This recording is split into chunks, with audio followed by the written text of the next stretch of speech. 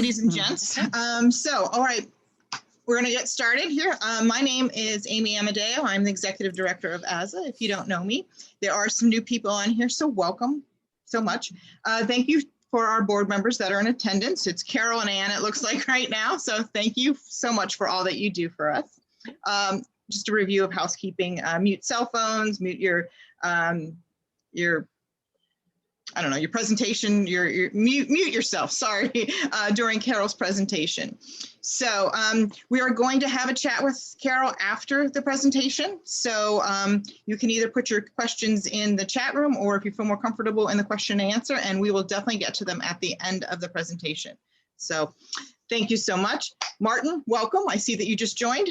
All right, so Carol's intro. So for those of you that are new to AZSA, please let me introduce our presenter. She is named Carol Mixon, and she is the president of SkillCheck. Carol's been in the self-storage industry since 1984, and during this time has cultivated an outstanding reputation as an author and a speaker, both locally and nationally, as well as the premier authority in any operations related to self-storage industry. AZSA is fortunate enough to have her on our board, and she is our education chair and the author of AZSA's operations manual. So again, premier authority. Today, she's presenting on a pertinent subject that can affect the health of your business, auditing. With Carol, there is always a funny story to go along when she's presenting. I just saw her present at our national conference in Nashville, and the whole room was in stitches. So Carol, no pressure. Okay. With that, I give you Carol Mixon. Thank you. Thanks, Amy. I appreciate that sweetness there.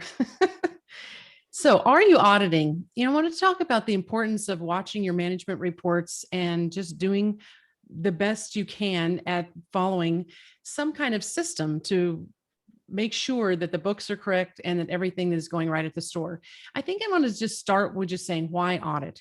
And one of the most important aspects is just to determine compliance with the policies and procedures. Because when you think of, especially if you run multiple properties, it's really important that they all run the same. And so determining whether those policies and procedures are being done the same at each store is super important. Then that way you could move people around. You have the same procedures that, especially if you have maybe petty cash, for example, coming in on different forms, you want them all the same and everyone doing the same thing so you can manage it more easily. You also want to determine compliance with lien laws. So when I audit, I look through their lien procedures, and I look at some of the spaces that are up for auction and see if everything's going correctly. See if your store is operating to its potential. So I always look to see how many giveaways that are happening at the stores, and it could be discounting. Could be free time, it could be a variety of things. I also look for possible theft and embezzlement. And sometimes it's really obvious, and sometimes it's more difficult to find. And it's also, I think, you audit to create that atmosphere of deterrence. People that know that managers or owners come around and have an auditor audit their property. It's really important that it is a deterrent from people stealing, or yes, stealing in general. So, are you leaving money on the table? That's one of the things that an audit makes obvious. And thankfully, during 2020 recession, we sure have had an upswing in self-storage and the income. Many of us are completely full, which is amazing and nice and wonderful. But sometimes, it's not always been that way. There have been recessions that have affected self-storage, but not to as maybe other businesses have. We may have a little, in fact, I know even just being with my mystery shopping company, we are not doing as well as we were pre-COVID, only because there aren't as many employees at the storage properties, and they're having hard time finding people. So it's affected how many mystery shops that we do every month. So hopefully we'll pull out of that, right? But one of the things that have been improving is our effective rate and our actual rental income and that economic occupancy. And that is if you're doing rent increases, based on availability and length of customer stay. So you should definitely be actively increasing rents during this time. One of the things that I like to look at is the complementary units. And this one was a very weird one because there were quite a few. There were 10 spaces that were complimentary. And, when you were really very full, and this store was, yeah, teetering in the 90s. It was pretty full. And I thought, wow, look at how many state maintenance on them. But then there were payments taken on the account, which to me as an auditor is like, wait a minute, you have a maintenance account that is a free account that's complimentary, and you think that there's maybe company stuff in it, something like that. There should be no like activity on it for payments. And so at this particular store, I found that there was theft going on, and they were putting the payments on these units. So, and look at the one was a cash payment of $765. And that one was actually rented out to a person, but they were zero rent until that one cash payment that they took on there. I'm not so sure why they decided to take that payment, but when I went back, the other times they were paying the payments, but they weren't $765 a month, but I guess they were late and got up to that point.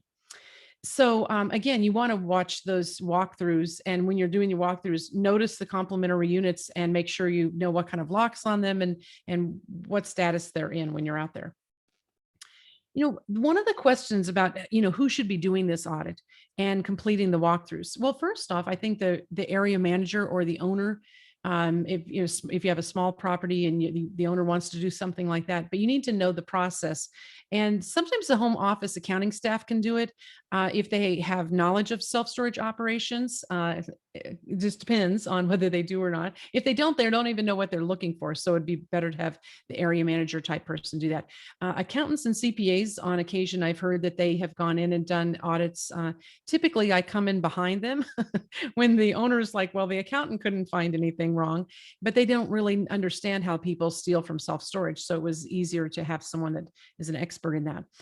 The storage owner can do it also, if they know the procedures and if they, are looking and know what to look for when they're out on the property and like in the office and how some theft occurs. But also the self-storage expert or auditor is a great place to start. I put it at the bottom, but it certainly is a better place to start. And it's easier. And plus you're having a third party do it. You're not seeming that you're preferential over one store over another if you have multiple locations. So the other thing about the atmosphere of deterrence, you want to make sure you conduct these physical inventories on a regular basis. I would say the physical inventory should be done like area manager, someone every month.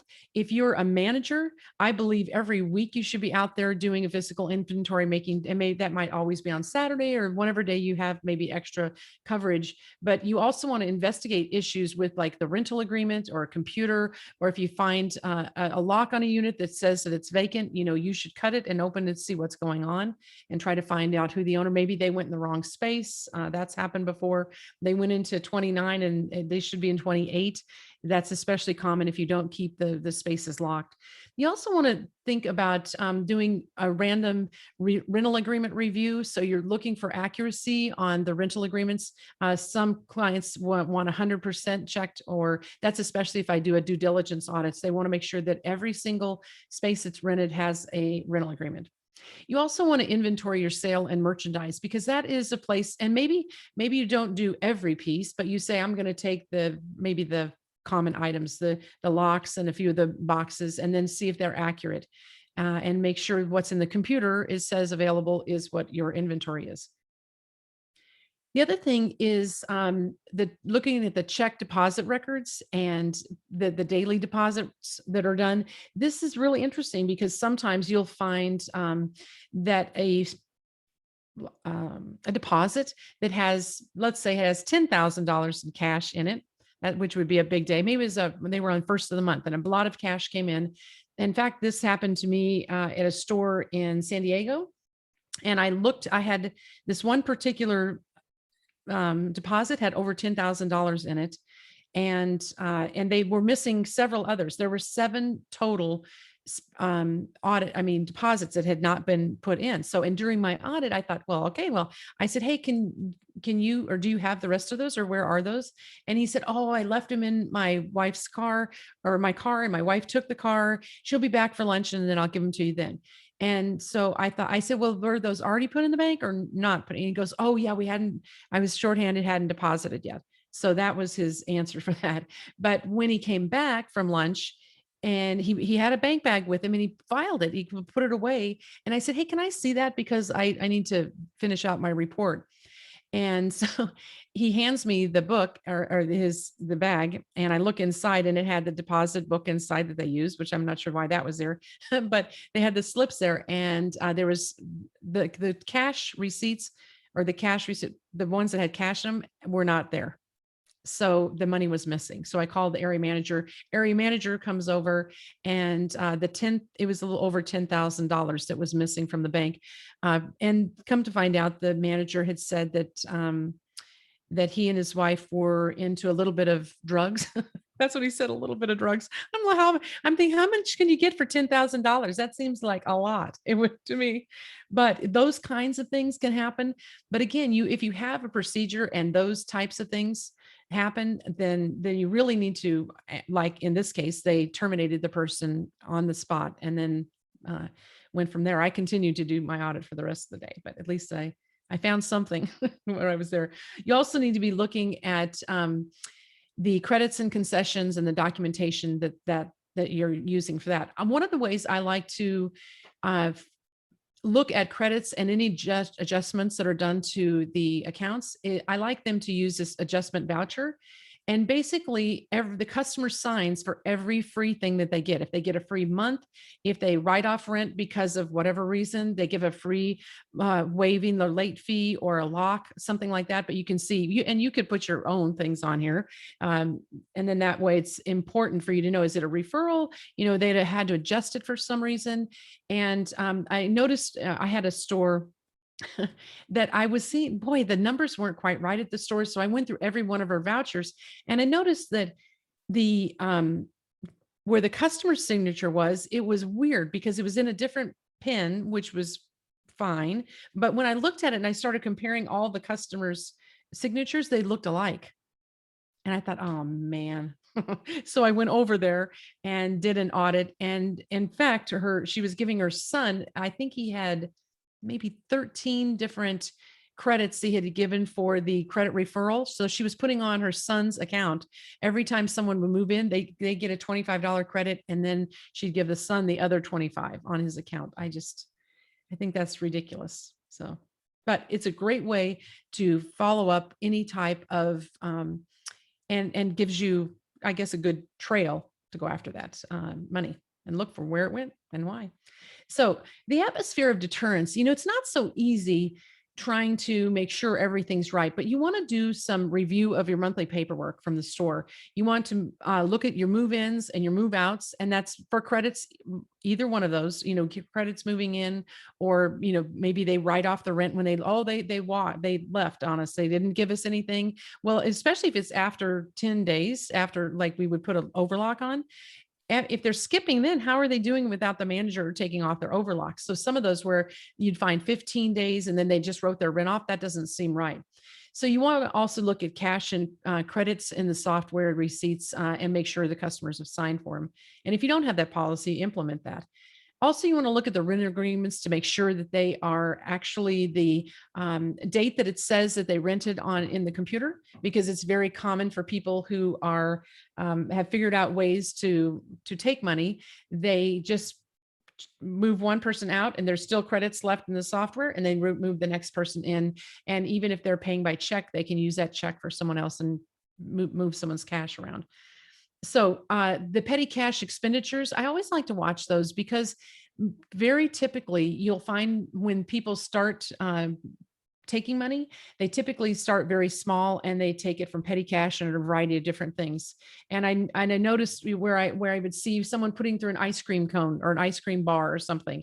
And then I'm like ice cream bar, why is that on here? And then we'd call the store, and the store, they'd say, oh man, they put that through at Walmart. And I just didn't even think about it going separately. Sorry about that. I'll put the money back. But I believe that they test things like that to see if it goes through without you even noticing it. And that could be even true with things like they buy for the printer, the printer ink. If you've got the printer ink, it's so expensive, right? And so they take one back. They buy two and take one back, and then they get money back on it. So it depends on whether you're giving them cash to do that or whatever. But also watch those credit and adjustment vouchers I talked about, and watch the daily deposit slips, because you should have, if a customer pays by cash, you should have that same amount on the deposit slip itself. There should be written policies and procedures, and there is an Arizona Self-Storage Association manual, and you can ask Amy about that. But that really does help reduce friction with the employee and prevent exposure to legal liability too. We've got a great product, and it's free. Once you join, you can have it. So it's a wonderful thing. But you're also checking for compliance. You're checking the timeliness of deposits, and your overlocking procedures, and even the correct numbers on the doors and in the software. It's important. I did an audit of a place in Scottsdale, and they had 4 or 5, I think it's 5 spaces that had were there. You could see them. They had locks on them, but the number was not in the computer. And then I found stairs 1, 2, 3, 4, and 5, which I couldn't find where those were. And I even went back. It was 3 stories. So I went back up to every story and thought, okay, I got to go ask the manager. And they said the owner put those in there to give so the bank would think that they had more square footage. And I thought, well, that's a weird thing to do. No, that couldn't be. So I asked the owner, he goes, what are you talking about? And so come to find out, they took the 5 out, and they were keeping cash from those people. And they just wanted to, when we let him go, they said, well, we knew that he watched the square footage of his property, but he didn't watch anything else. So they knew if the square footage changed and they pulled those out, that he would notice. So and they stole a little over $80,000 that I documented. It was a lot of money. So make sure you check for that compliance, those deposits, the overlocking procedures, and the correct numbers on the doors and software. So important. The other thing is, when and how often should we be auditing? Well, for sure, I think that every store should have a comprehensive audit at least once a year. And that's just to make sure everything's going right. Or maybe I know I audited a place in San Diego, and they had like 35 complimentary spaces. And the owner, they looked at it like, wow, we didn't realize we had that many. And I guess the owner also had a construction company, and then they kept putting stuff in there, and they didn't realize they'd had so many. And so they said, we're going to get those things out and get them redone. So let's fix that. So the physical inventory, at least quarterly by an area manager, and vary the times of year that you do the full audit. So that's not always like before Christmas or whatever day before. The other thing, is, are you vulnerable? Well, yes, I think any kind of time you have an absentee owner, they are very vulnerable. Management that visits the property infrequently, that's another common thing. I had an audit that I did in San Diego, and the owner had a lot of apartments, and he owned these storage properties for years. And when I got there, they had a OneRight system set up, which was the old manual type thing. And they had SiteLink going. And I knew immediately, I was like, these people have to be stealing. Why would they keep both of these books going at the same time? Then the physical inventory was off, and it was horrible. The managers were stealing about $16,000 a month. That's a lot. That's a lot. And so when I went to the owner and talked to him, he was a very wealthy man. And he said, so what's up? And I said, well, you have a partner. And he's laughing, and a second, and he goes, wait a minute, I don't have any partners. This is all mine, sweetheart. And I said, well, unfortunately, these people have become your partners. And I showed him the stuff, and he was very upset. But when I talked to the managers about what was happening, and they knew that I found it and everything. And they said, we've been at the same price or same rate of pay as 16 years ago when we started with him. And they said that he brought a pound of See's chocolates at Christmas time. And they said, we got the same thing. And it was always offensive to them. They said, he only comes once a year, and it's at Christmas. And then they look in the paper, and he showed me the paper. The manager said, look, he gave this much money. I think it was 30 million or something he gave to a hospital. And he said he still keeps at the same amount, and then gifts this much money away. He said they don't. So they basically, thought that they had a reason for doing this, and it made sense to him. So, and I said, you need to be at your properties more frequently. And if you give your manager full administrative rights, that's probably not a good idea. Make that a supervisor thing. And your supervisor owners, if you never go or rarely go do an audit, that's going to be a problem because they're going to know that you're not really watching. And the facilities that use manual bookkeeping systems, that's a very bad idea too. You need to go to computerized, and it's much easier to keep some track of at least. And protecting your investments. So you want to make sure you're doing routine, full walkthroughs, report and the file audits, and have written procedures and policies that the managers should go by. And you want to learn, review, and read monthly reports. And if you're not familiar with it, people can teach you how to do that. That's not difficult. Use the computer software to really aid you in controlling the process, and visit the properties. You can't say, well, some of the people I know that, have me out there like, yeah, I haven't been in there in a couple of years. I was like, really? Well, that could be a problem right there. And you get sales and disposal insurance. That's really important to have your self-storage insurance provider. Just ask them about it. And in case there is a problem, that will be very helpful to you. They will, once someone does an audit, they can get that money back. And all of the audits that I've done and where I just shown, how the theft happened, the people never had the insurance company didn't go up on their rate, which I'm surprised. I guess there's very few incidents of where owners actually turn in theft to the insurance company, or maybe they just don't have that insurance, but it's a good idea to have for sure. I know my gentleman in Scottsdale got a lot of money back just because, but he didn't have enough to cover the 80,000, but he did have some sale and disposal that he got back. So you want to make sure you require documentation. That's photocopies of checks that come in. Gives you an audit trail, and with those daily reports. And you want to keep any cash receipts that you happen to have at the store, whether you have a big book of them that are, maybe you have generic receipts that you allow to be at your property when the computer's down or something like that. You want to make sure that they stay in the office and they that you can look at them and nothing is taken out, like both sides of them. If they make an error, they void it out and go to the next one. Make sure you itemize the check numbers on every check you take, because the problem is, let's say we have 5x10s are all the same amount, that they're $50. Sometimes you can, you certainly can, if they don't put the number on it, you can go to the wrong account. And that's happened before, just in error. And you want to have some sort of numbered receipts if you can, and use those receipts. And also, if you have people parking in your property, use parking stickers so you can control those RVs and know who should be in the right space. And because sometimes they even go to the wrong space, but you want to make sure that that's important too, is to have those stickers, because they should correlate with the space number that they are in. The deposits email daily to the home office. I think that needs to be a daily process. There are times where I have seen where managers don't actually send in that information to the home office. And what happens is, let's say there's money in the deposit. They take a quick loan of the money. They think, oh, well, I get paid on Friday. I'll put the money back in that Friday when I get it. So they don't see that that's theft or embezzlement in any way. They think, oh, I'm just borrowing it until I get my money on Friday, and then I put the money back in.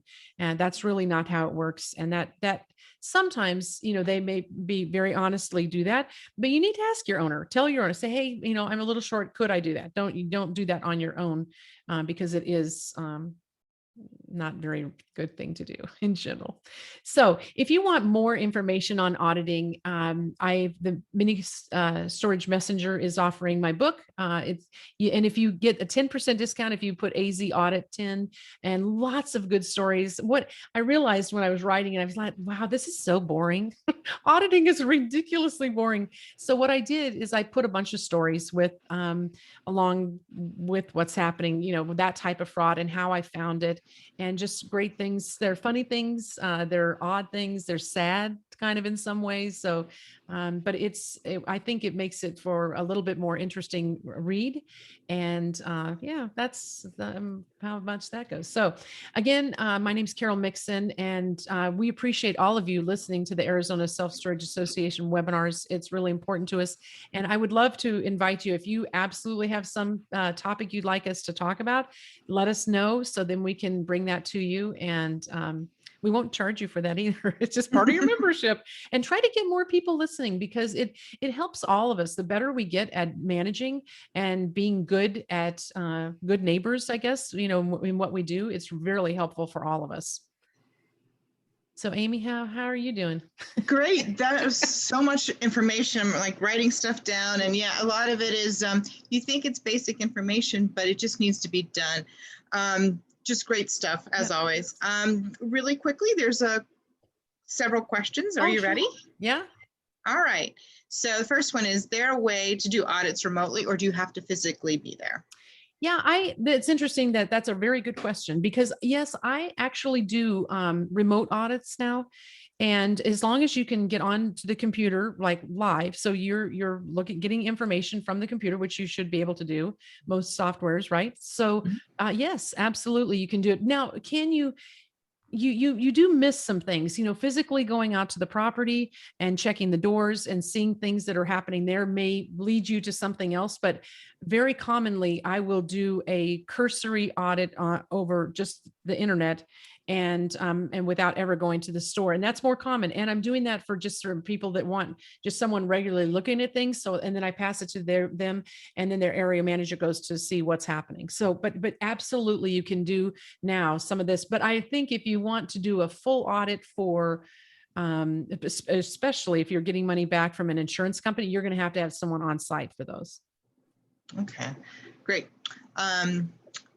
Let's see here. What can an on-site manager do to help with the auditing process? I think just trying to keep your policies and procedures in effect, like using the right locks for your rented, vacant, your overlocks, making sure all the locks are done properly and in a timely manner too, right? You don't want to see something, if I look at it, if it's like 35 days past due and it's not overlocked, to me, that's a problem. I think that, that person could easily get their stuff and leave with owing you money.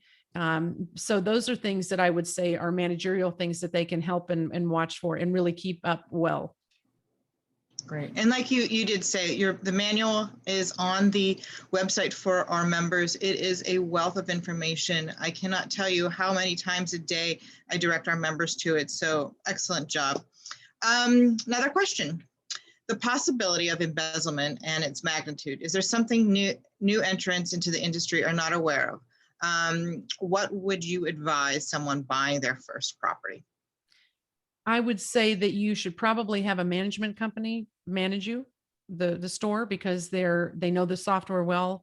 They have a person that should be there, every month on the site doing this kind of things, doing walkthroughs, reviewing paperwork. And certainly there is, for a new owner, I just think there is the potential for, especially because, and I don't mean this in a bad way, but especially when you hire husband and wife couples, there's some collusion there. It's, if you hired two separate people, it'd be a little harder for them to steal, right? Because there's not the collusion between the husband and wife. But I'll give you a good example, Amy, of this, because we do mystery shopping, right? So we would send out, I would say, Desiree, give me shoppers at all these stores and have them get like $40 worth of boxes. So we would pay them to do the shop and give them money.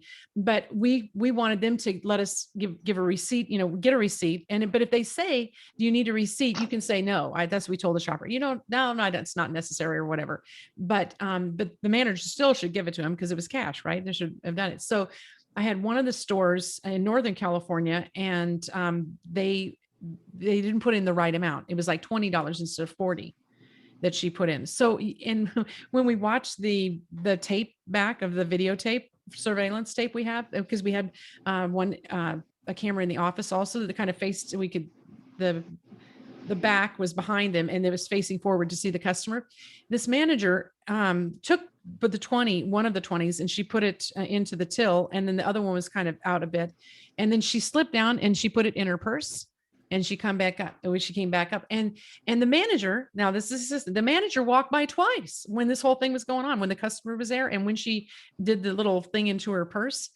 And I was like, wow, that's gutsy. That's gutsy when someone else is around, right? Your manager's walking back and forth, and I just thought, wow, that is, and I knew there was a problem because we do 100% increase on the, our merchandise. So I knew there was something wrong at the store, and that's why we sent out the shoppers to those locations. So, wow. And I have to say, when I called up, Amy, I called up this lady or the manager, and I said, so we had this problem, blah, blah, blah. And she goes, oh no, you cannot, you're not, I said, yep, I'm coming up tomorrow and letting her go. And she goes, you can't. She's the most reliable. She goes on and on. I said, but she's taking money. She's taking Stealing. money. I know how hard it is to find people. And she said, oh, she comes in on time. She's clean. She's this. I'm like, Oh, yes, but she's also stealing. And that's unfortunate. And I feel bad about it. But thing is that I'm not going to change. If I let her stay there, even if I talked to her about it, I just don't know if she would stop. Once you start right. something like that, it's, she may have had reasons. She may have, whatever. She did have some reasons, but not really good ones. Absolutely. And a follow-up to that. So what do you advise who want to run their first self-storage properties completely remotely? Many new entrants are using this model. Yeah, but certainly you can run it remotely. But there's still, for any if you have any kind of manager or any kind of person that's dealing with cash at all, there could be a problem. Or even, and you think Amy, I'll give you another example, because I had in California, had a couple of boats and jet skis and stuff, and I instead of keeping it in my house outside, I put it in some storage right up by the lake. And so and I went up there, and first off, I forgot my gate code. And then they only give you the gate code if it's the person that's on the contract, and they only put the one person. And I'm like, oh my gosh. So, and anyway, I got in, and then I realized that none of my keys fit. And and we have tons of Chateau locks, like disc lock keys. And I grabbed one, and I thought it was on there. And so I asked them to cut the lock for me. And it was like a $35 charge to do it. And they said they had to pay it in cash. I was like, okay. Okay. All right. So I gave him the $35, and I said, hey, I've got the stuff in my car. If you want me to, if you want me to take off the lock, I'll do it myself. And no, we have to do it. So he got the money. So I called up my client, because I had helped him originally do his store. And so, and that was, he had my rental agreement and everything. So I go to him and I say, hey, just so you know, I got your manager asked me for 35 in cash for the lock cut. And he said, what? He said, we don't charge for lock cutting. I said, well, you do now. I said, you might want to just check. Might want to check. And he called me back up, and he goes, those little, they did not put that money in. They were keeping that money. And I said, well, not only that, he kind of bothered me, because he came out in flip-flops to do, because, in there, and he used a grinder. And so there's sparks going everywhere. I was like, well, not the best way to do that either. So anyway, but he did terminate them for that. But, even though they may think, oh, what he told the owner, I guess, was that he said, hey, I go out there, it's my time to go out there to drill it off. Then it should be, or to grind it off. So I should get that money. And they're like, well, you should have talked to him about that before you were doing it instead of after, because it's not right. Yeah, absolutely not. Okay, a couple more. Oh. When you have a third-party management company running your stores, what are the top 3 areas to concentrate on for theft and optimization? That's a really good question. I will say most third-party management companies are going to have area managers, but I would insist but because they don't always do the audits regularly. So you might say, hey, I would like the property audited, they can do it internally. If they have someone that can do that, they can do that and turn in the information to the owner. They should do that. I did that for all my 36 locations. So I don't know that anyone should not be okay with that. I would think a third-party management would be okay with that. And what was the other part of the question? Top 3 areas to concentrate on theft, and then optimization. Yeah, the optimization for people that are not in the industry it can be difficult for them to understand the software.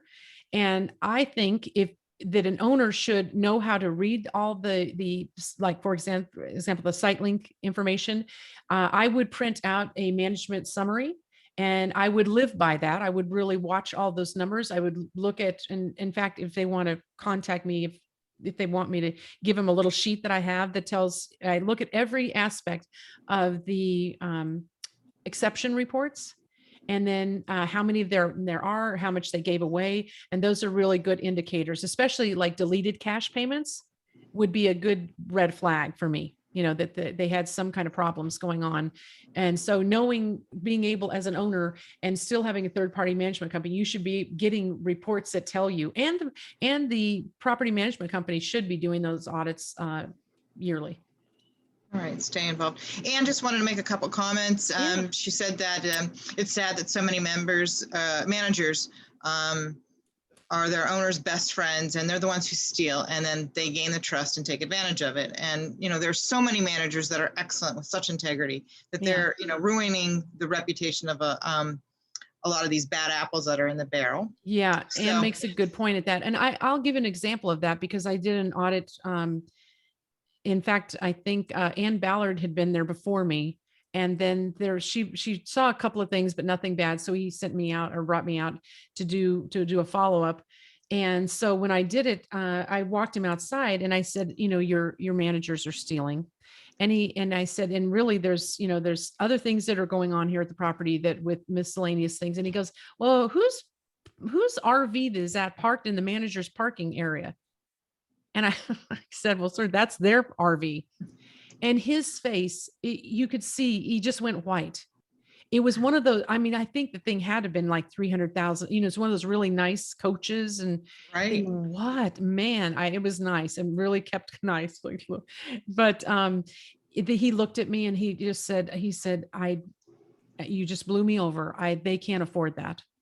There's no way on what they're making and he said, I went to high school with these two. They're my kids' godparents. And, he just kind of just fell apart and he got upset and was crying a bit. And he said, well, we're going to go in there. We're going to go in there and you do the talking and I'll just stand there and try not to be upset more than I am. He goes, I'm worried. I'm going to have to call my wife. What's she going to think? Cause these people had Thanksgiving dinner at our house. So we went in there and he talked to him. He said, she's going to explain it. And then they said, there's no need, we did take the money. They just fessed up to it. And the wife said, we sit in your beautiful home.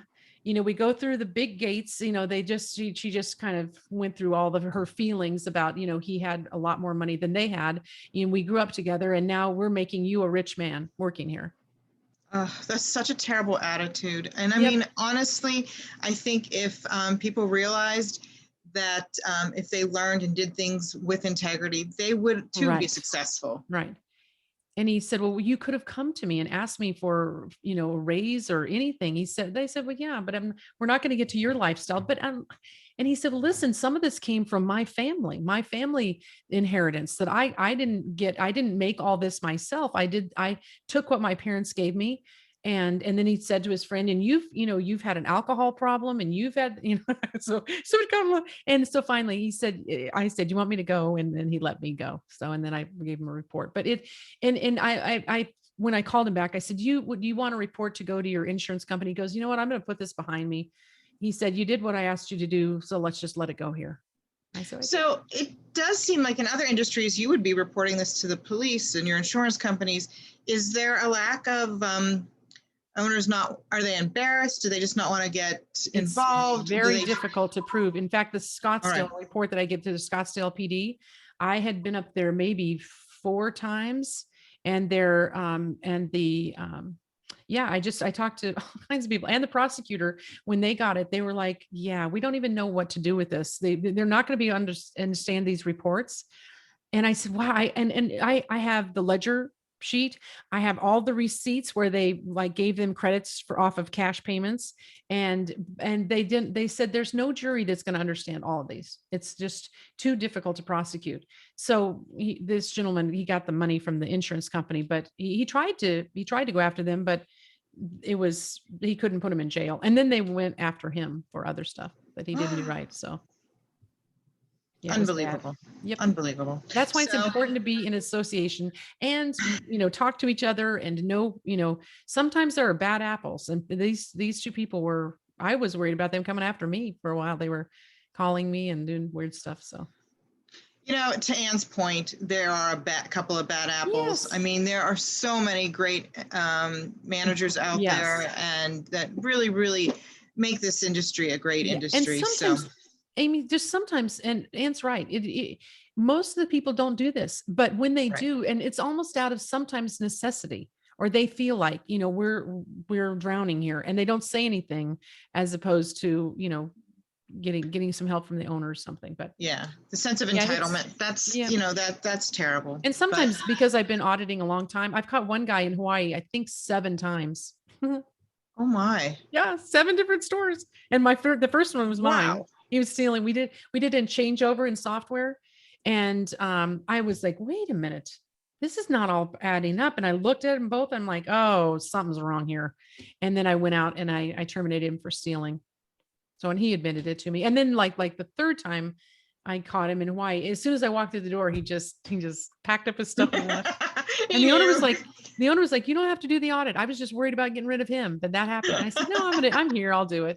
And he goes, no, go Start take some calling beach you the time. enforcer. Yeah. Yeah. But it was, and I mean, that's happened in more than one place where I've caught people multiple times just going to another state or going somewhere else to steal. It's So sad. hard to break those habits if they're. All right, I have no more questions. Okay. So just want to wrap up here real quickly. Thank you all for being here today. Carol, thank you so much for sharing your experiences and your knowledge, and of course, always your great stories.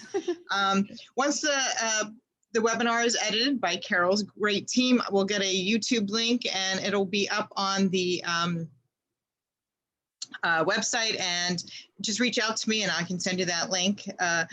For non-members that are attending, please let's connect. I would love to show you all the amazing benefits that AZSA has.